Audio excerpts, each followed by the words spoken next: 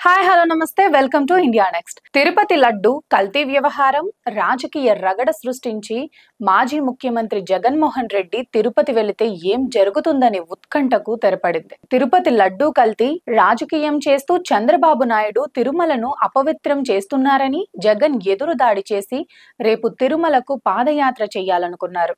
అయితే క్రిస్టియన్ మతస్థుడైన జగన్ అందరిలాగే డిక్లరేషన్ పై సంతకం చేసి ఆలయ ప్రవేశం చేయాలని టీడీపీ జనసేన నాయకులు పట్టుపట్టడం, జగన్ గో బ్యాక్ అంటూ హిందూ సంఘాలు స్వామీజీలు నిరసన ఉద్యమం చేపట్టిన నేపథ్యంలో జగన్ తన తిరుపతి పర్యటన రద్దు చేసుకున్నారు.